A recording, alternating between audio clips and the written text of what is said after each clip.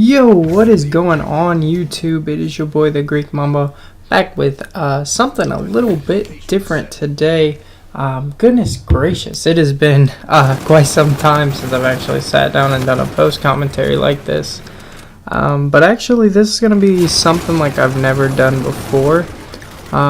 As you can probably tell from the title of this video, I want to preview the upcoming Call of Duty Global Pro League Stage 2 playoffs that are going to be held in Columbus, Ohio here in just a couple of days this weekend. I'm actually going to the event. I went to Season 1 playoffs and going to Season 2 playoffs as the venue is about an hour and a half to 2 hours from my residence. So being the big Call of Duty fan that I am going to, this will be the second event this year, so I am really excited about that.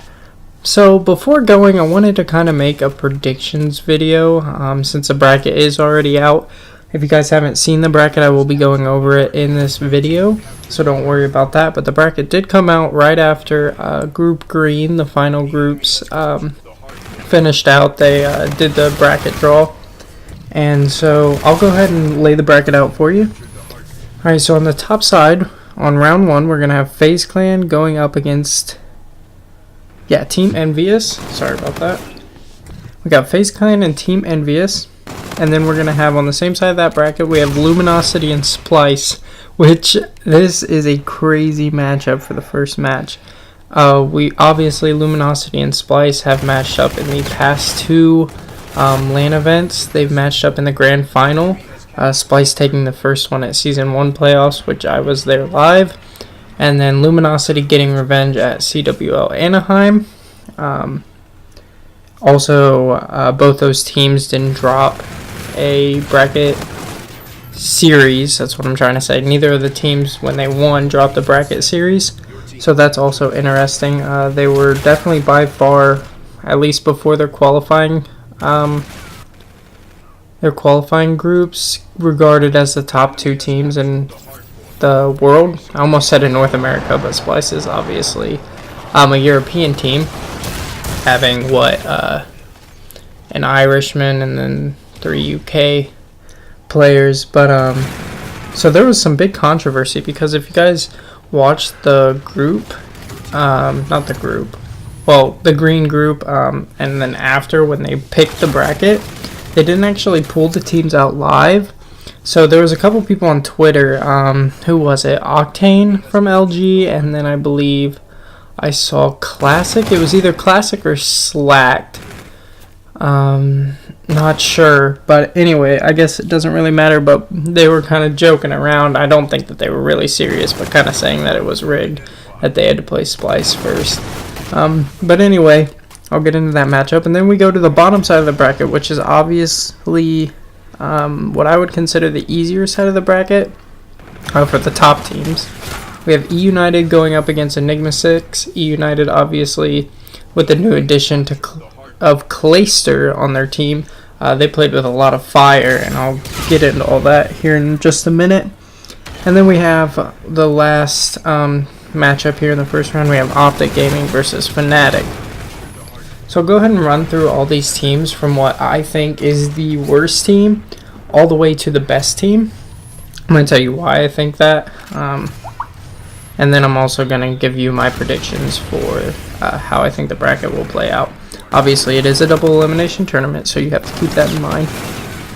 Alright, so the team that I think is the worst team, and is I think the only team that won't be... I think this team's going to go 0-2. I don't think that they're going to upset anybody, and that's Fnatic. So the reason I feel this way, I actually didn't pick them to get out of their group. I thought EG would get out of that group and Fnatic would fall to 3rd, but they did surprise me, and they are a strong team, don't get me wrong. I mean, I feel they're, I want to say top 10, but I'd really have to look at it, but they're easily a top 12 team in the world right now. So I think Fnatic, and that's a very popular pick, I think they are widely considered as the worst team in this tournament. So moving on to the 7th best team, I'm going to go ahead and slot Enigma 6 there. Now, Enigma 6 is a weird team in it of the sense that they're really good at upsetting teams. I believe they upsetted Optic Gaming at Anaheim. I believe they knocked Optic out at Anaheim. That gave Optic their 7-8 finish. Yeah, the memeable 7-8. And then Enigma 6 went on to take, I believe, 5th, 6th in that tournament. But I do feel like they're kind of weak, and they kind of benefited from Ghost Gaming collapsing on Sunday. Unfortunately, Ghost Gaming, they thought that they had already qualified, and then I don't think that they were really ready to play matches on Sunday, and then they went 0-2. So it showed that they kind of weren't ready. So I did think Enigma 6 lucked out in qualifying.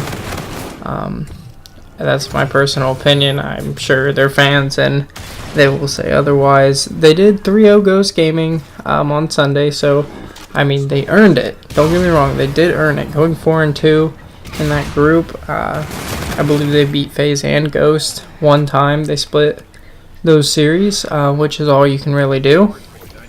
So I'm gonna say they're the 7th best team in this tournament, though. And then at 6th, I'm going to put Team Envious, and this team, boy, did they show up and they showed out. Team Envious, I predicted them to go 1-5 in their group. I didn't think they had any chance. I thought they were going to take one series off Cloud9.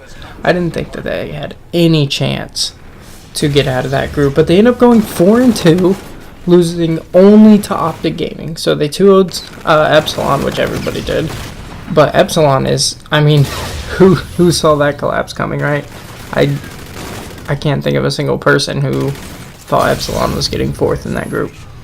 But where was I? What was I? Envious. Okay, so they only lost to Optic Gaming. They 2-0'd Cloud9 and Epsilon, which Epsilon got 3rd at CWL Anaheim and Cloud9 got 4th. So that is something to really be proud of if you're Team Envious. And I know that's odd to say from the team that is returning 4 players from winning COD Champs, is that they should be proud of 2-0ing a European team and Cloud9. But they really should. They've had a really tough year thus far in Infinite Warfare. And I mean, everybody really knows that, and everybody's seen it. But they really did impress. They showed up and they showed out. But I'm still gonna put them just at 6, because I think this is a really talented group of teams here. But don't be surprised if Envious upsets anybody, even FaZe Clan in this first round. I wouldn't be shocked. That leads me into the 5th team, which I do believe to be FaZe Clan. Yeah, if you're paying attention, I am putting FaZe Clan ahead of United. That does mean I think that they got the better deal out of this Clayster Gunless trade.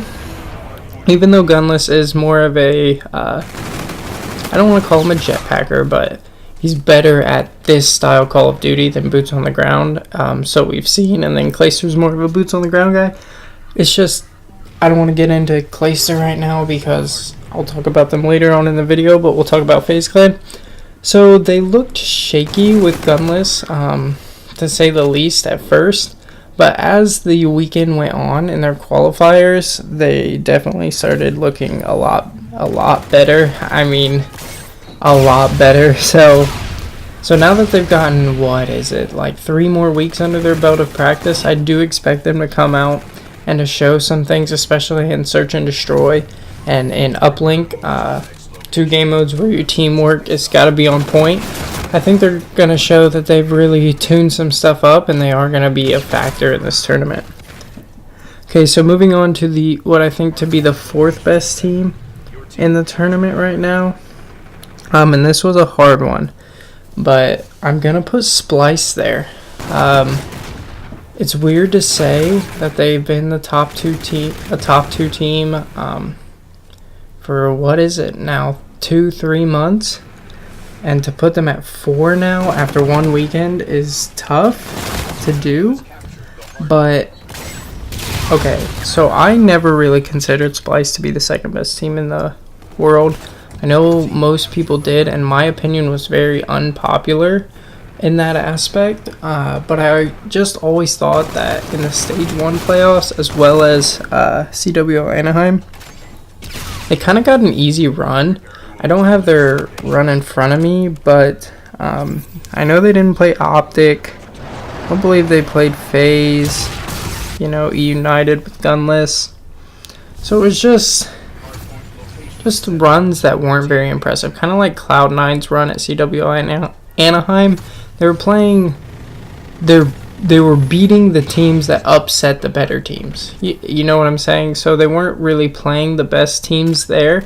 They were just playing the teams that kind of got lucky to beat the best teams there, if that makes any sense. So I am going to put Splice at 4, and I know that's an unpopular opinion. Moving into number 3, so the top 3 here, I'm going to go with E United, and I'm sure just about everybody saw E United coming once I said FaZe at 4. But with the addition of Clayster, I think that they just have so much fire right now and so much want to win. Arcides, Pristini, those guys, like, they're ready to show what they can really do now that Gunless isn't on the team.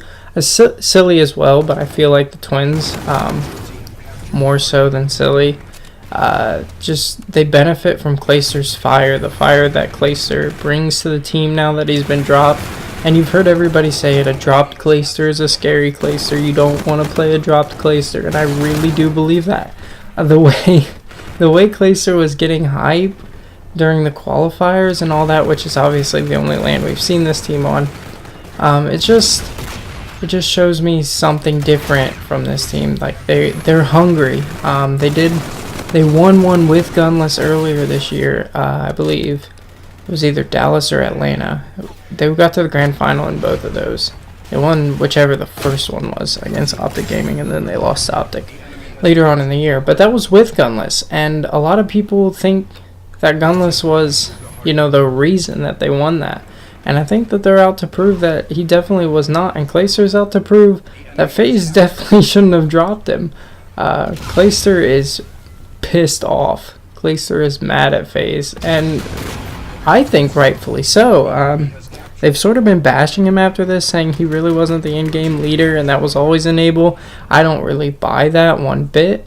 But I am going to put E United as the third best team in this group. So I am going to be discussing my top 2 teams in the tournament in a separate video. Link will be down in the description shortly after this video goes live. So make sure you're checking out part 2. Otherwise, this whole part was basically for nothing. I'm going to discuss whoever I think is the second best team and the best team in the entire tournament. And I will also discuss how exactly I think the bracket's going to play out. You guys aren't going to want to miss that. Make sure you leave your feedback down in the comment section. And if you do enjoy this kind of content and you want to see more, make sure you are subscribed. I'm going to start doing this for the rest of Infinite Warfare and hopefully leading into World War II if we have a great competitive scene like we have been the last couple years.